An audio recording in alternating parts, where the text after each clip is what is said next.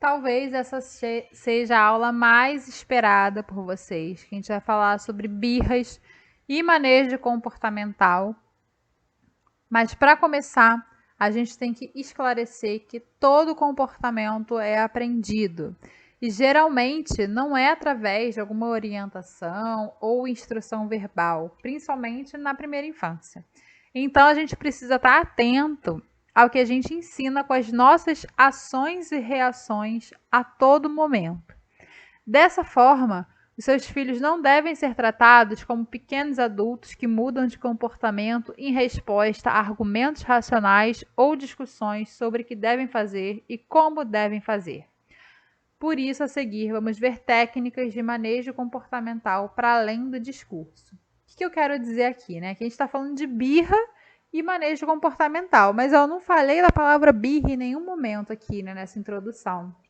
Porque a birra é um comportamento e, como todo comportamento, a birra é aprendida, geralmente através das nossas reações a um comportamento natural da criança. Comportamento natural da criança: quero esse brinquedo.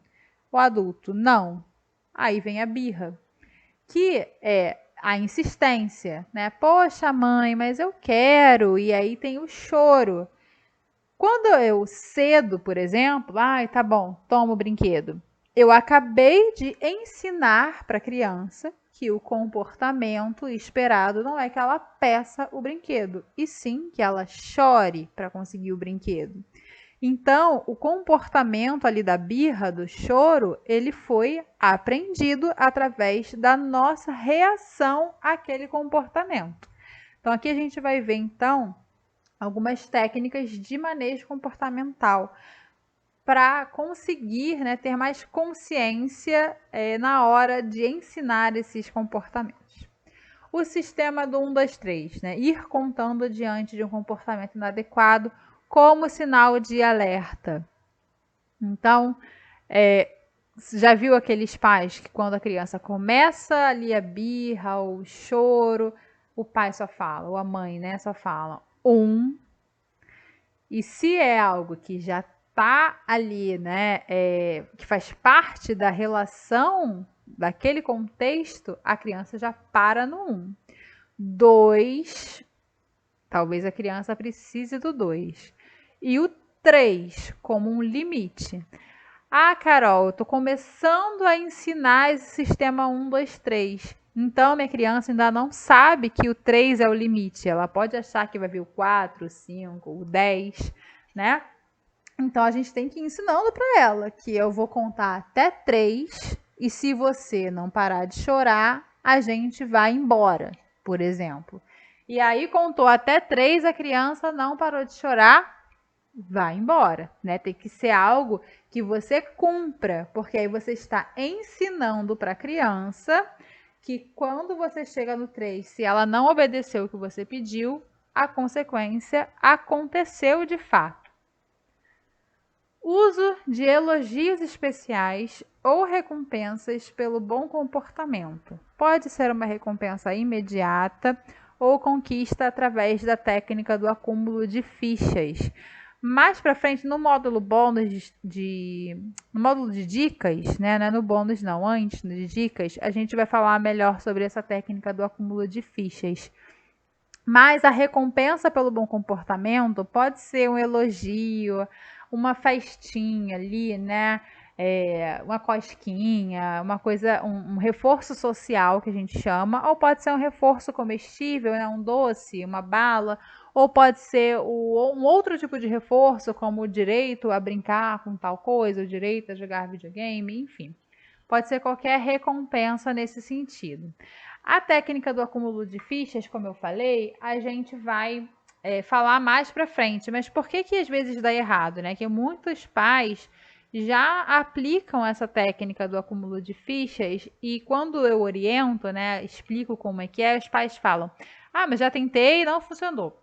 Por que geralmente pode dar errado, né? Porque precisa ser algo que é realmente cumprido. Então, se estamos em época chuvosa, não vai prometer levar para a praia, porque você pode não conseguir cumprir. né? Se é um doce, tem que ter o doce que você prometeu. Se é um passeio, então tem que levar para passear. Um outro erro também comum é de você acabar cedendo. Então, o combinado é arrumar o quarto 5 vezes na semana. Poxa, a criança fez 4. Ah, ela se esforçou. E aí você dá o prêmio sem ter alcançado o que era previamente combinado. Então, quando a gente for falar especificamente dessa técnica, aí a gente esmiuça melhor esses detalhes, tá? Ah, mas só uma outra coisa que eu lembrei também, que pode fazer dar errado eu prometi que a criança ia comer chocolate, mas eu tenho chocolate ao alcance dela, então ela come chocolate a hora que ela quiser.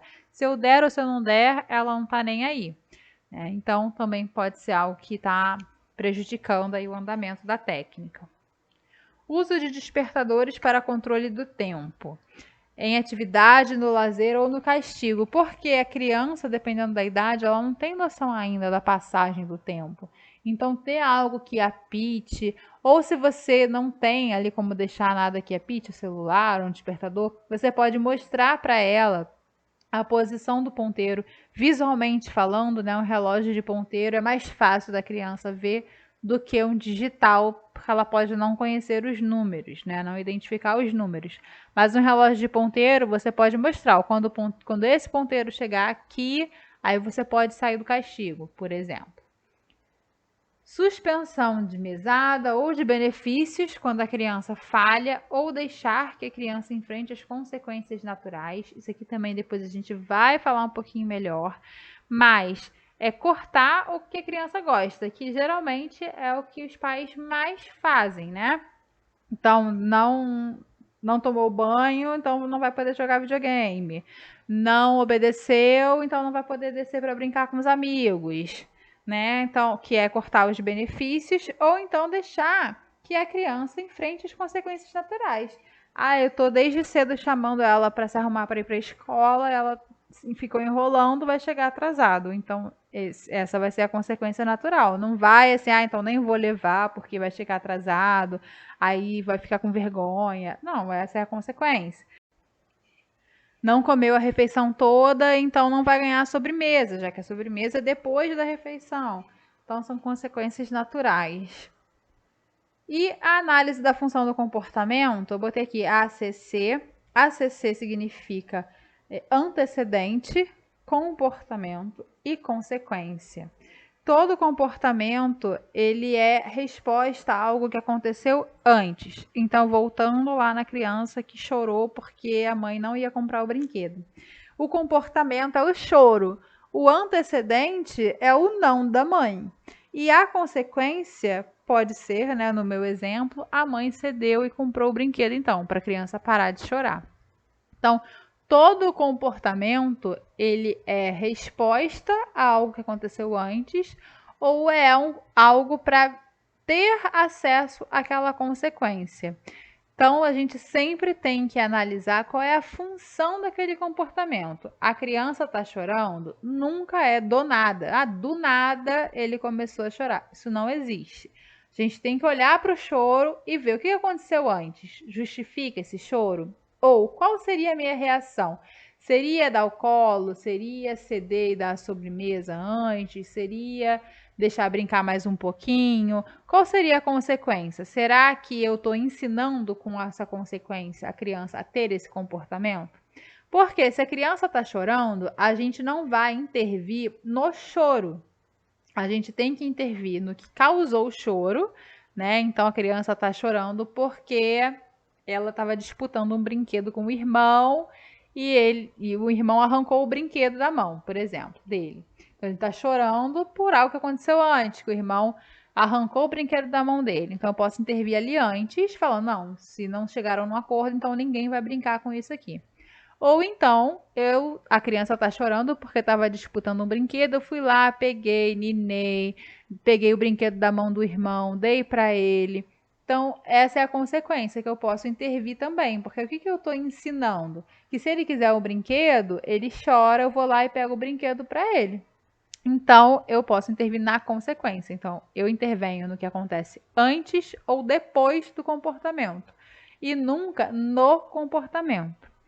E extinção que eu botei aqui tem a ver também com essa teoria da análise da função do comportamento. Porque todo comportamento que a gente quer que seja extinto, então, Carol, já fiz tudo isso que você falou que pode não dar bom. Minha criança já faz uma birra imensa quando tem um não, quando é contrariada. E agora, né? Como é que eu corto essa birra? Então a gente está falando de um comportamento, de uma estratégia de extinção. Você quer extinguir aquele comportamento de birra. E o que a gente precisa ter claro é que toda extinção de comportamento provoca, a primeira reação é o ápice daquele comportamento. Então, se a criança já faz uma birra fenomenal, a tendência é que fique pior ainda a birra antes de ser extinta. E isso é bom ter claro porque muitos pais, muitas mães que estão tentando extinguir um comportamento, quando vem esse ápice, essa piora, pensam, estou fazendo tudo errado, vou voltar atrás.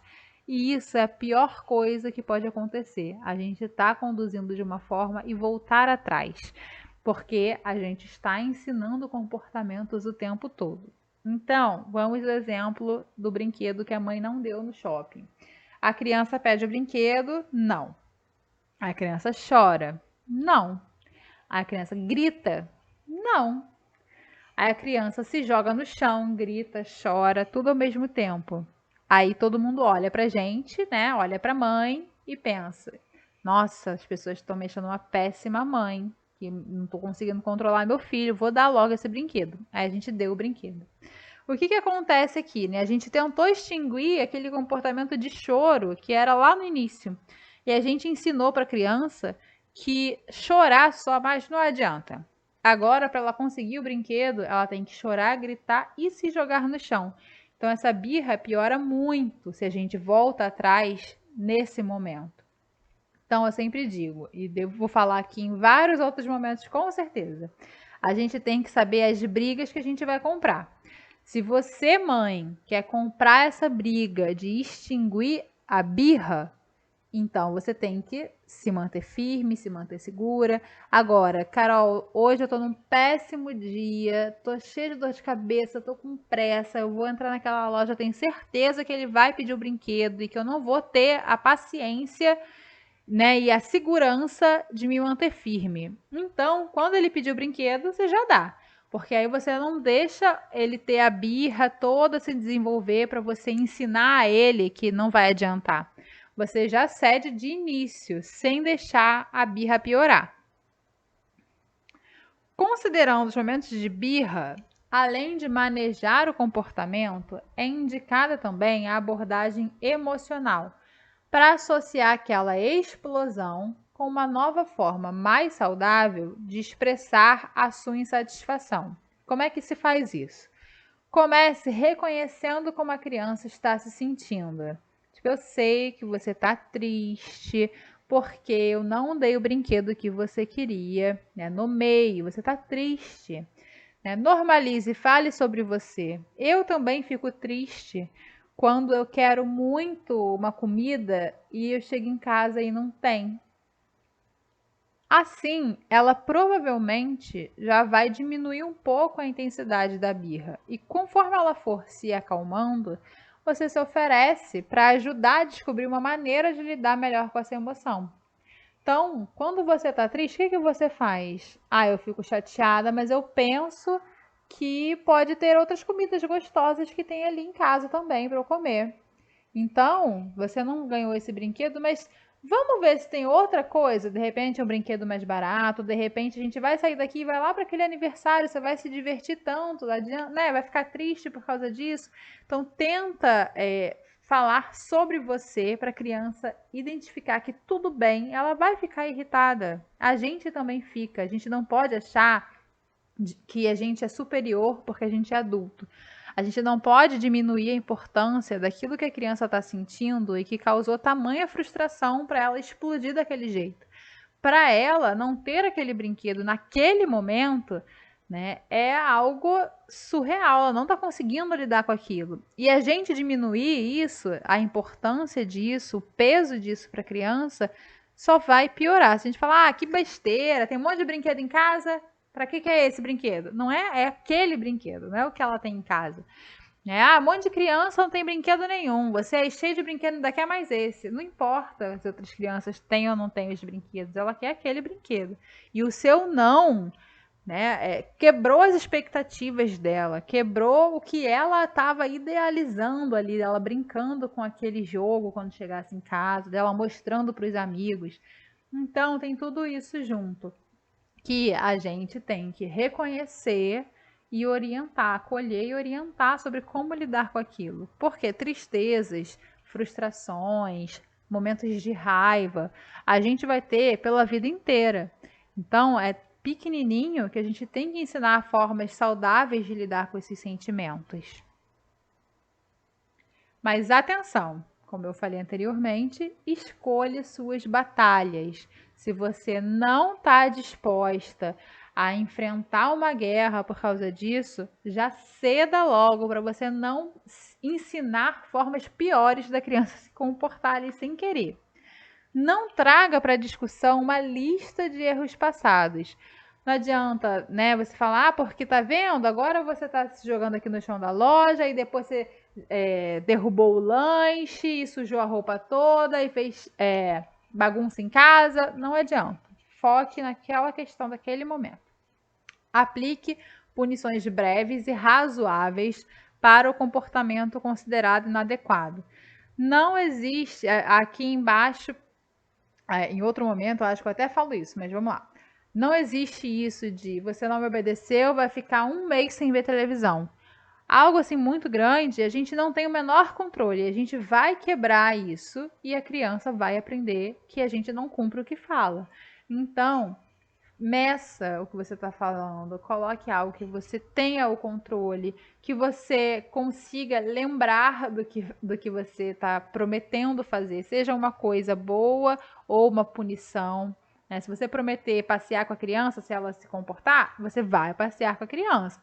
Da mesma forma, se é para não ver televisão, ela vai ficar sem ver televisão.